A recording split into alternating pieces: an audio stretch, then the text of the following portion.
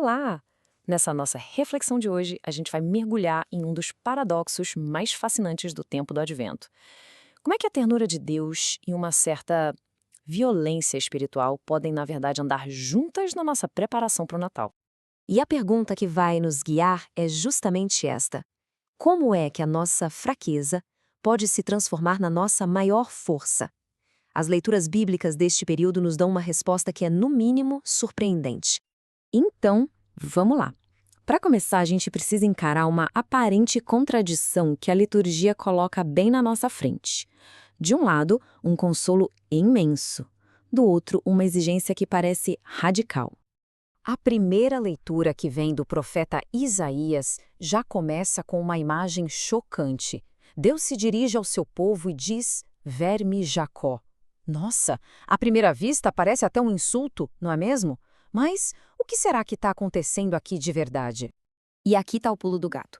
Isso não é um termo de desprezo de jeito nenhum. É um termo de um profundo realismo espiritual. A imagem do verme descreve a nossa condição como seres humanos. A gente é frágil, vulnerável, vive rente ao chão. Reconhecer isso, sabe, é o primeiro passo para uma fé de verdade. E aqui que a coisa fica linda, que a beleza da revelação aparece. Deus não está esperando que a gente seja gigante. Muito pelo contrário. A atenção dele, a promessa dele e a força dele são direcionadas exatamente para essa pequenez que a gente reconhece, para essa fragilidade que a gente assume. Bom, e isso nos leva direto para a resposta de Deus. Se a gente é tão pequeno assim, como é que pode ser salvo?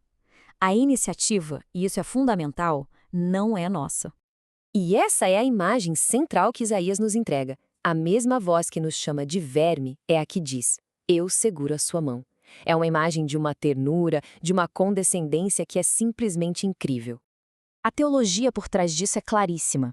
A salvação não é um prêmio para os fortes, para aqueles que conseguem escalar a montanha até Deus. Não. É um presente, um dom, para os fracos que admitem que não conseguem andar sozinhos e, por isso, se deixam segurar pela mão de Deus. E como é que a alma responde a um amor desses? O Salmo 145 é a resposta perfeita. É um canto de louvor, não a nossa força, mas a nossa feliz dependência de um Deus que é bom, que é fiel e que, olha só, se especializa em levantar os que caem.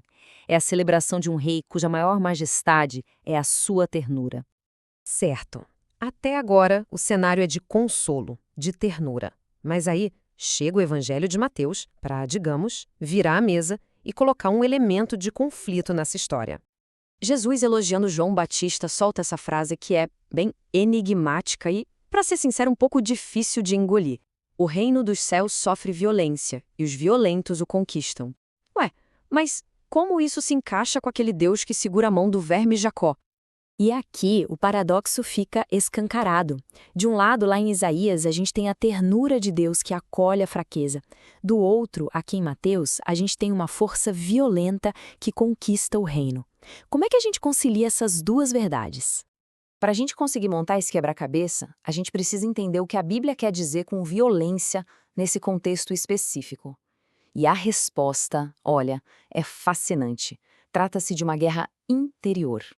E quem nos dá a chave para entender isso são os padres da igreja. A violência de que Jesus fala não é a agressão contra os outros, de jeito nenhum. É a luta heróica contra nós mesmos. É a violência da conversão, da ascese, da renúncia ao nosso ego, ao nosso orgulho, à nossa preguiça espiritual. Então, como funciona a jornada desse violento espiritual? Olha que interessante. Ela começa exatamente onde Isaías começou, reconhecendo a própria fraqueza. A partir daí, a pessoa usa a força que vem de Deus para lutar contra o próprio ego e se agarrar na graça, abrindo espaço para que ele possa agir. E aí? Tá vendo? O paradoxo se desfaz. Os violentos não são os autossuficientes, os arrogantes. São os humildes que, de mãos dadas com Deus, lutam contra todas as forças contra o pecado em suas vidas.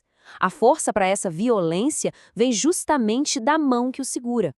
Agora, vamos ver o resultado dessa união entre a graça de Deus e essa cooperação violenta do ser humano. A transformação que acontece é radical. A promessa de Isaías retorna aqui com uma força de arrepiar. Aquele que se reconheceu como um verme frágil, agora, pela graça de Deus, se torna um instrumento poderoso, capaz de destruir montanhas. Mas o que são essas montanhas? Na interpretação da Igreja, elas representam tudo aquilo dentro de nós que se opõe a Deus. Nosso orgulho, nossa autossuficiência, nossos pecados mais antigos. São os obstáculos que a graça, agindo através da nossa luta, pode simplesmente pulverizar. Então, a grande mensagem deste advento talvez seja essa. Deus quer sim transformar o deserto da nossa alma num jardim florido. Mas Ele não vai fazer isso sem a nossa permissão ativa. E essa permissão se parece muito com uma luta, com uma violência contra tudo aquilo em nós que resiste a Ele. E assim, essa reflexão toda nos leva a uma pergunta bem pessoal.